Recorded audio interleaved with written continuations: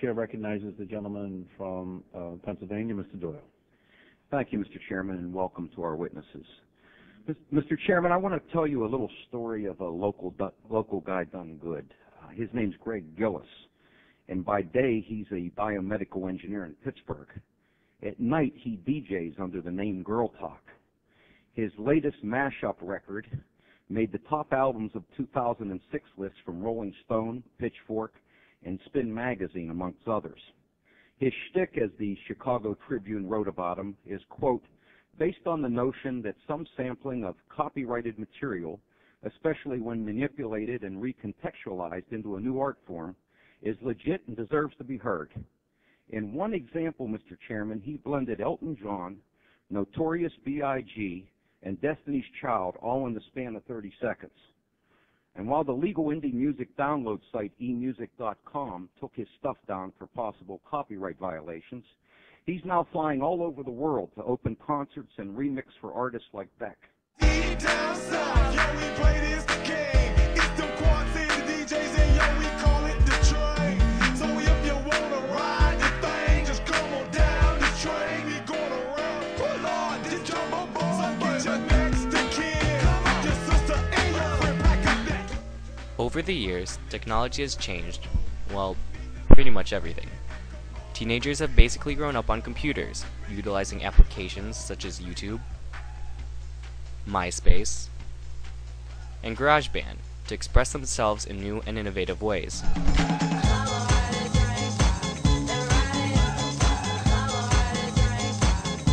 One artist who has taken advantage of such devices is Girl Talk. Ex-biomedical engineer turned DJ, Pittsburgh resident Greg Gillis now solely focuses on his music career, with a style that is commonly referred to as mashup. Mashup, bootleg, or blend is a song or composition created from the combination of the music from one song with the a cappella from another. For example, right now, the song you're listening to is the drum beat from the Zombies' Time of the Season, layered on top of Kelly Clarkson's Since You've Been Gone. In fact, a single song usually consists of 15 to 25 clips sampled from other artists. Rarely creating his own beats from scratch, Girl Talk instead takes pre-existing riffs and manipulates them to fit the other tracks he's layering them with.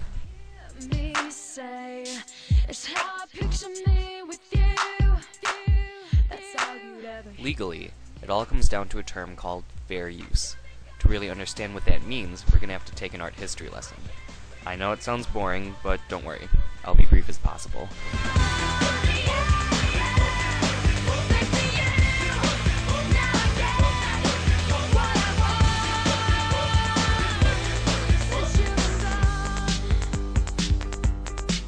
Yes, that is a urinal. In 1917, Marcel Duchamp showed the world that art can be valued and admired not only for its technical aspects, but for what it stands for. This avant-garde approach showed how the conceptualization and context of a work of art can have more meaning and impact than the technical aspects.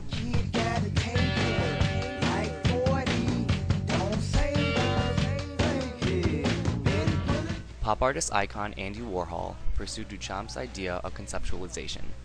However, he ran into a bit of trouble with one of his most famous works, Campbell's Soup. In the wake of Duchamp's ideals, a new term came into play called appropriation. Artists would appropriate other works of art, changing little to nothing from the original and claim it as their own.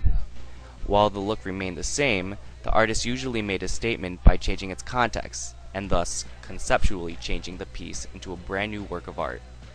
Despite the copyrights, Warhol argued his Campbell's Soup did not violate anything because the public was unlikely to see the paintings as sponsored by the soup company or as a competing product. This is just one example of an appropriation leading to copyright infringement. And 8 years later, the United States Congress passed the Copyright Act of 1976, defining what they called fair use.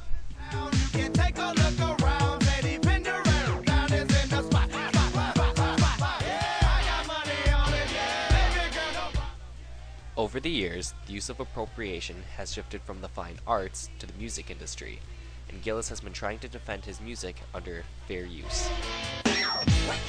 The defense against the infringement of a copyright is called Fair use. It's illegal to use copyrighted material without the permission of the owner. However, certain exceptions are allowed. The 4 rules that shape these exceptions are the purpose and character, the nature of the copyrighted work, the amount and substantiality of the use, and the effect on the work's value. Under the first 3 rules, Girl Talk seems to have a losing case. Purpose and character is meant to allow use of copyrighted material for criticism and educational purposes, which he does neither. Nature of the copyrighted work is meant to prevent private ownership of work that belongs to the general public, such as facts and ideas. Since he's using copyrighted music, however, he loses this one too. Gillis argues that his samples are so short that it doesn't constitute as infringement, and he has conceptually changed the music. Although he's changed the context of the original music, he has, on occasion, lifted entire verses from songs, which would hardly be considered insubstantial. From the looks of it, the one case Gillis would actually win is the last, which is meant to evaluate if the infringement hurt the copyright owner's market. I doubt people would stop buying Beastie Boy albums just because a random artist decided to mix them with the Jackson 5. The rhythm, the rebel, without a pause, I'm lowering my level, the hard drama. Now, the system isn't structured for him to have to win the majority or 3 of the 4 rules in order to be considered fair use. The court's just supposed to take the 4 parts into consideration. This was simply speculative. Girl Talk has yet to be brought into court, although iTunes and eMusic have both stopped selling his albums due to the ambiguity, so no one knows for sure what the actual rulings would be.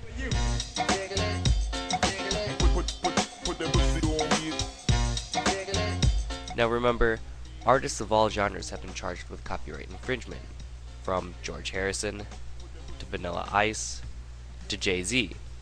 But although these artists have been struggling with the same problem for years, their genre would still carry on, win or lose. Preventing musicians such as Girl Talk from sampling new songs, on the other hand, would be preventing the growth of a whole new genre of music. While I think the creators of the originals should be credited for their contribution, I believe copyrights are crippling artistic and creative growth. With his fan base growing by the day, Girl Talk is beginning to bring more and more attention to the issue. I can only hope that this will shed new light on the situation, and maybe one day, artists will be able to work without limiting themselves to copyrights.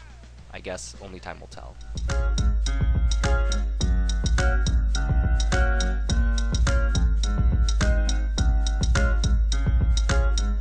Buzz, get drunk, get crunk, get fucked up. Hit the strip club, don't forget one. Get your dick rubbed, get fucked, get sucked, get wasted, shit-faced it, pasted, blasted, puke, drink, throw up, get a new drink, hit the bathroom, sink, throw up. Wipe your shoe clean, got a routine going, still got a few chunks on them shoestrings showing. I was dehydrated to the beat vibrated, I was revived as soon as this BS gyrated them hips and licked them lips, and that was it. I had to get Nate Dogg, get his thing some